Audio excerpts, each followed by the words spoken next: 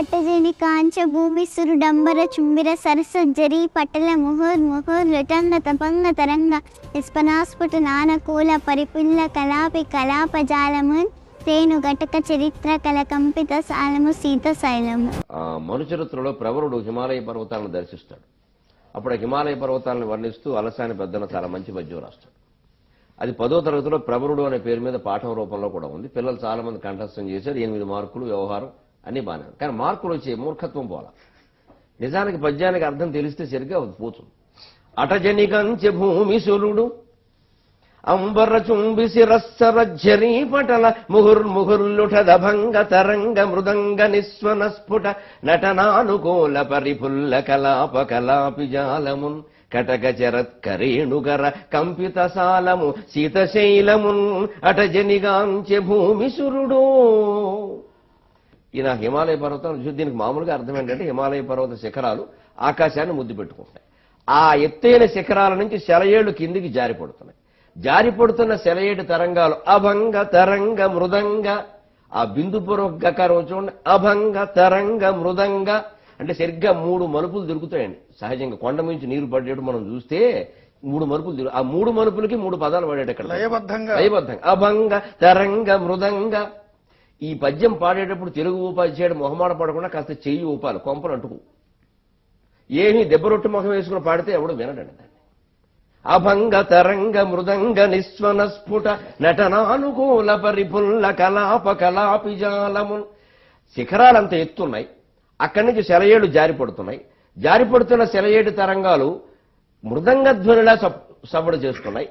ఆ మృదంగధ్వనిని విని అది నిజంగానే మృదంగధ్వని అనుకుని సెలయేటి తరంగాల చప్పుడని కాదు, మృదంగధ్వని అనుకుని కొండ గుహల్లో దూరంగా ఎక్కడో ఉన్న నెమళ్లు ఆ ధ్వనికి ఆకర్షితమై తమంత తామే వచ్చి పురివిప్పి నాట్యం చేస్తున్నాయి. అద్భుతమైన దృశ్యం. దీంతో పాటు వ్యక్తిత్వం ఏమిటంటే శిఖరాలు ఆకాశం అంత ఎత్తు ఎదిగాయి. ఓ విద్యార్థి, నువ్వు ఆకాశం అంత ఎత్తు ఎదుగు, మాకేం అభ్యంతరం లేదు, ఆనందం. కానీ అక్కడి నుంచి సెలయేటి తరంగాల్లాగా నీ ప్రజ్ఞని కిందికి జార్చి అందించాలి. పైనుంచి సెలయేరు కిందికి జారి. సెలయేరు ఎక్కడ పుట్టింది? కొండల్లో పైన పుడుతుంది, కింద పుట్టదు, పైన పుడుతుంది. పైన పుట్టిన సెలయేరు కిందికి రాకపోతే నీళ్ళు ఎలా వస్తాయండి మనకి? మనం పైకెడతాం లేదు కదా. అంచేత నువ్వు ఎంత డాక్టర్ అయినా, యాక్టర్ అయినా, ఇంకోటి ఏదైనా, ఏ వృత్తిలో నువ్వు ప్రవేశించినా నీ జాతి జనుల కోసం నీ ప్రజ్ఞను నువ్వు కిందికి దించి అందించాలి. జారడం వేరు, దిగజారడం వేరు. సెలయేరు జారుతుంది, దిగజారదు. జీవితంలో జారొచ్చు, దిగజారకూడదు. అందుకని ఇలా అది ఎలా అందించాలట? అభంగ తరంగ మృదంగ నిస్వనము అంటే మృదంగధ్వనితో ఎందుకు పోల్చాడు అలసాని పెద్దల? నీ దగ్గరున్న ప్రజ్ఞని, అది పాఠం చెప్పే ప్రజ్ఞ కావచ్చు, పనిచేసే ప్రజ్ఞ కావచ్చు, టీవీలో వార్తలు చదివే ప్రజ్ఞ కావచ్చు, నాటకాల్లో నటించే ప్రజ్ఞ కావచ్చు, సినిమాలో సంభాషణలు రాసే ప్రజ్ఞ కావచ్చు, దాంట్లో ఆకర్షణీయత ముఖ్యమా కాదు? ఆకర్షణీయత లేకపోతే రంగంలో నిలబడతారు. ఈవేళ నేను సంప్రదాయబద్ధంగా సంభాషణలు రాస్తానంటే ఒక్క సినిమా వాళ్ళు అవకాశం ఇయ్యరు. బాబు మాకు అర్థం కావు, వదిలేయండి.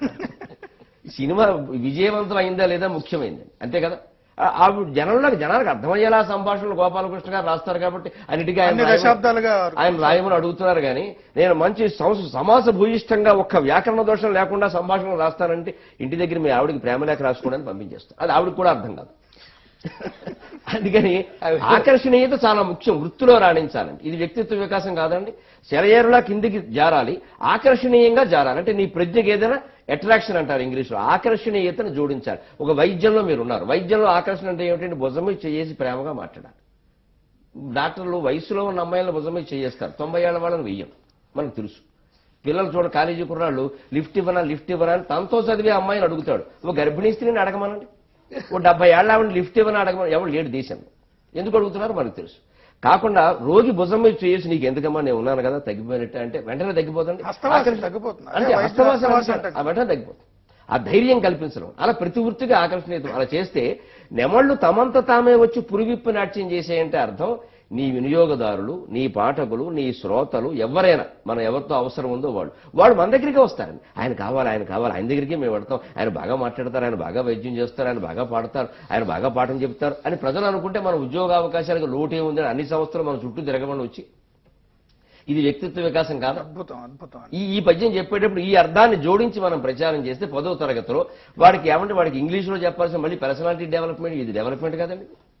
అలాగా దానికి సంబంధించి అలాగే సంభాషణ నైపుణ్యం, ఇందాక మనం మాదా కవడం తల్లి అని చెప్పుకున్నాం, అది ఒక్కటే కాదు ఇంకా రకరకాల. ఓ చోట ఒక కవి దీనావస్థకి వెళ్ళిపోయాడు. అంటే పేదవాడు అయిపోయాడు, ఉద్యోగం సంపన్నుడే పేదవాడు అయ్యాడు. ఆ రాజుగారిని దర్శించడానికి వెళ్ళాడు, ఏదో అడుగుదామని. అంతకంటే అక్కడికి వెడితే ఆయన ఏమంటే ఏదో పద్యం చెప్పండి అంటారు సహజంగా. పైగా ముందు చూసి ఎప్పటికైనా చేతిలో భిక్షాపాత్ర కూడా వచ్చేసింది జోలి. ఏమిటండి మహాకవి మీరు చాలా గొప్పవాడు, ఈ జోలి ఎక్కడి నుంచి చూసి ఈ భిక్షాపాత్ర ఏమిటన్నట్టు. శివానుగ్రహం అన్నట్టు. ఇది శివానుగ్రహం ఏమిటండి? శివానుగ్రహం ఇస్తే ఈశ్వరుడు, ఈశ్వరుడు అంటే ఐశ్వర్యం, ఈశ్వరుడు ఐశ్వర్యాన్ని ఇస్తాడు. ఆయన చేతిలో భిక్షాపాత్ర ఉంటే అందరికీ అది ఇవ్వడం.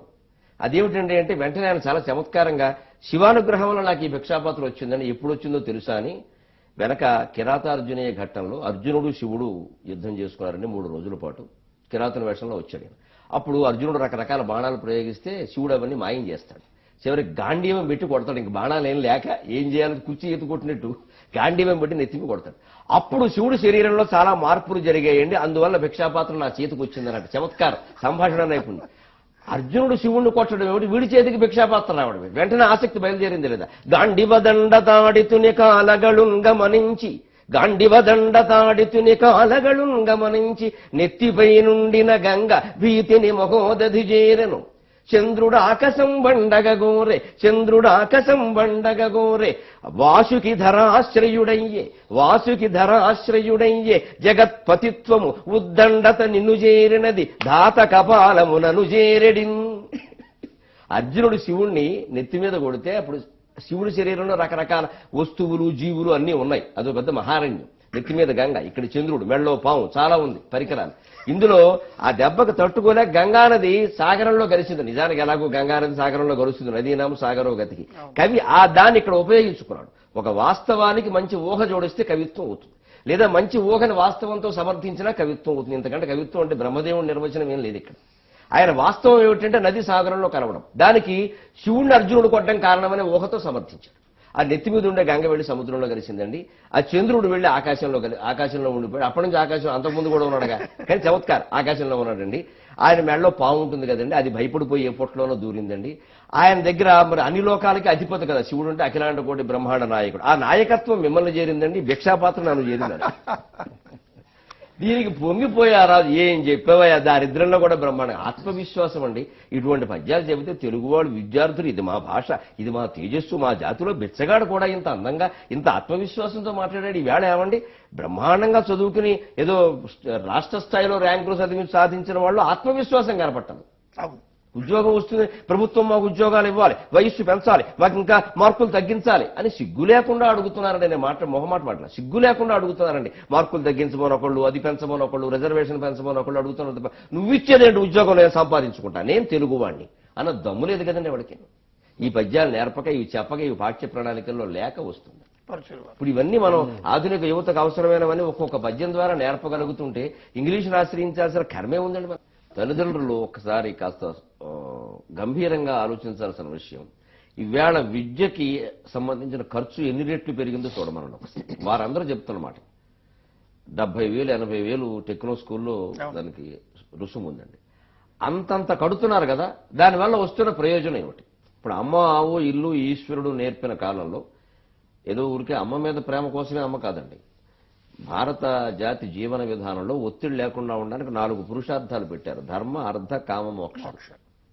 నువ్వు కేజీ నుంచి పీజీ వరకు ఎన్ని జీలైనా చదువు, నువ్వు చదవకు అది కూడా మాకు అనవసరం. నువ్వు వ్యవసాయం చేసుకో, ఇంకో వ్యవసాయం చదువు అక్కర్లేదు, దానికి వ్యవసాయం తెలుసుంటే చాలు. అది చదువు కాదండి, ఏదో చేసుకో. కానీ ధర్మ, అర్థ, కామ, మోక్షాలు. ధర్మంగా ఉండు, తద్వారా అర్థం సంపాదించు, డబ్బు, దాంతో కామంటే కోరికలు తీర్చుకో, దాంట్లో పడి కొట్టుకుపోకుండా మోక్షం కోసం ప్రయత్నించి. జీవిత లక్ష్యం ఇదే కదండి.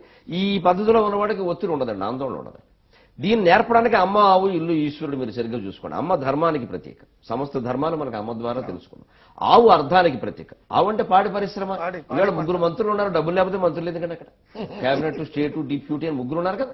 3 ఎందుకంటే డబ్బులు లేకపోతే ఉంటారు కదా మంత్రులు. అందుకని ఆవు పాడి పరిశ్రమ, అది అర్ధ పురుషార్థం. ఇల్లు అంటే సంసారం కదండి. ఈ సంసారానికి ఇల్లు ఓ ఇంటివాడు అయ్యాడంటారు పెళ్లి అయిందనడానికి. అంటే పెళ్లి అయిందనడానికి ఓ ఇంటివాడు అయ్యాడు అంటే ఓ ఇల్లు కట్టుకుంటే ఇంటివాడు అయ్యాడు అనరు, అంతే కదండి. అదే సంసారం మన్మథ కామ పురుషార్థం, ఇల్లు అనమాట. ఈశ్వరుడు మోక్ష పురుషార్థం. ఒక్క తెలుగులో మొదటి వాచకంలో మొదటి పూటలో జీవన పరమార్థాలు మొత్తం నేర్పిన జాతి ప్రపంచం మొత్తం మీద తెలుగు జాతి ఒకటే. మొత్తం ఇవాళ అది మనం నేర్పకుండా అని సినిమా తీసి అతడు ఆమె ఇంతలో ఈమె అనగానే అదే అబ్బాయికి మనం ఏం నేర్పామండి? విషయం నేర్పలేదండి. అవును. ధర్మార్థ కామ మోక్షాలు నేర్చుకోవలసిన అబ్బాయికి తెలుగు మానేసి ఈ సినిమా తీసి అతడు ఆమె ఇంతలో ఈమె, ఇంకా ఆ అంటే అమలాపురం, ఆ అంటే ఆహాపురం అనగానే వాడు మాట్లాడటం లేదా? అంచేది ప్రాథమికమైన మార్పు అక్కడే రావాలి. అక్కడ వచ్చేదాకా ఇంకో పోనీ వాటి బదులు నేర్పినవి ఏమైనా బాగున్నాయి? యాపిల్ అన్నారు. యాపిల్ మన దేశంలో పండే పండు కాదు. బ్యాట్ అంట, బ్యాట్ తో ఏం పని? అది కాదు, ఈ తెలుగు పేరు సీమరేగు పండు. యాపిల్ ని సీమరేగు పండు అంటారండి. అది నేర్పమానండి.